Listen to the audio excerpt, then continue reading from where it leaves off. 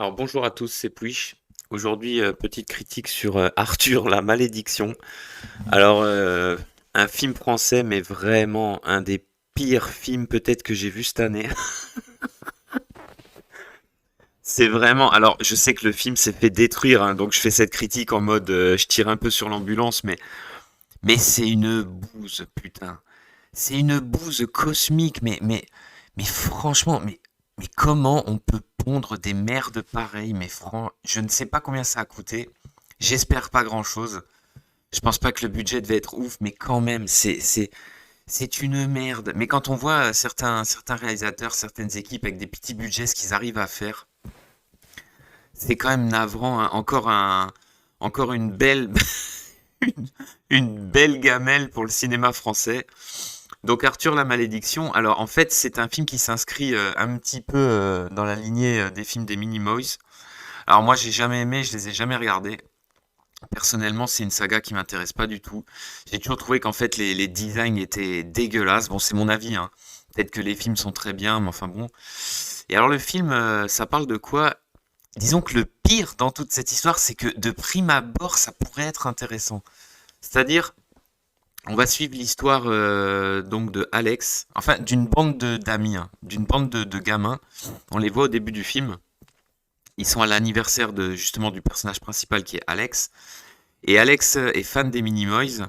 Et donc ils sont tous en train de regarder le film et de ça. Ils sont petits, hein, je crois ils ont 8 ans, un truc comme ça, 8 10 ans. On les retrouve 10 ans plus tard, une fois qu'ils ont grandi. Et lui, il est toujours archi fan des Minimoys. Et ils ont réussi à rester comme ça, ce groupe d'amis, hein. Et donc, pour fêter son anniversaire, ils se retrouvent tous et ils lui ont fait un cadeau. En fait, ils ont retrouvé la maison du tournage, qui est maintenant au fin fond de la campagne française. Et ils vont aller passer le week-end. On sait pas trop à quel moment on est, hein, mais ils vont aller passer le week-end dans cette région reculée, dans cette maison. Et c'est le point de départ de l'histoire.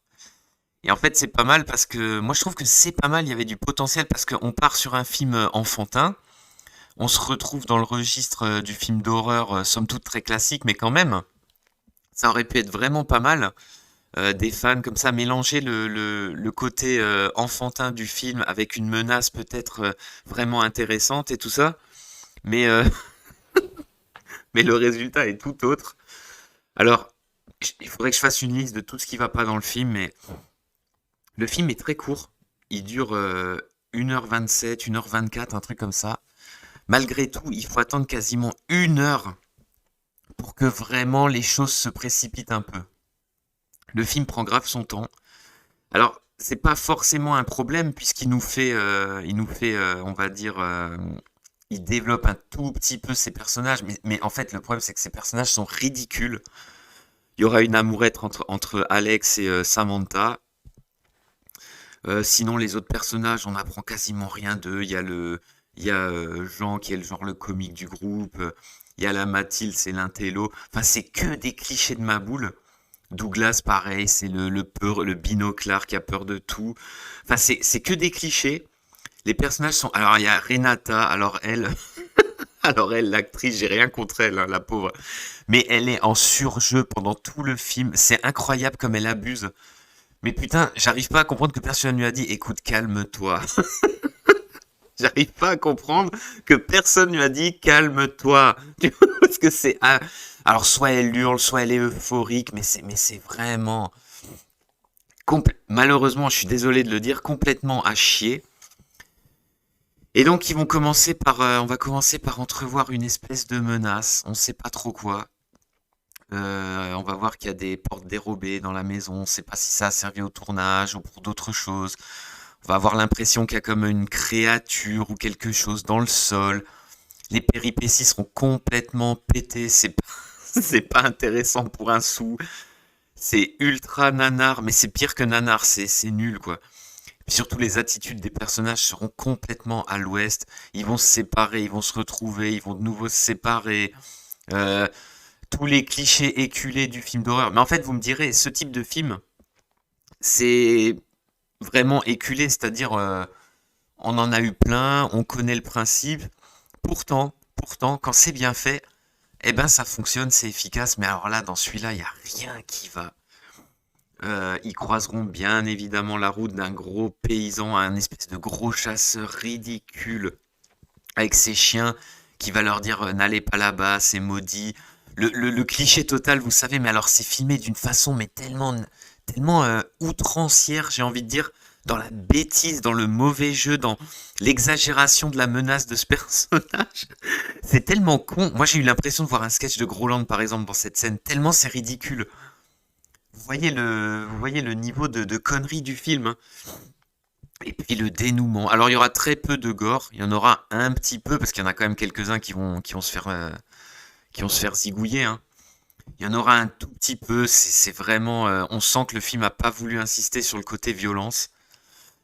Et puis surtout, au fil de l'intrigue, quand vous arrivez au dénouement, parce que c'est vrai qu'à un moment donné on se dit mais putain mais qu'est-ce qui se passe, c'est trop n'importe quoi.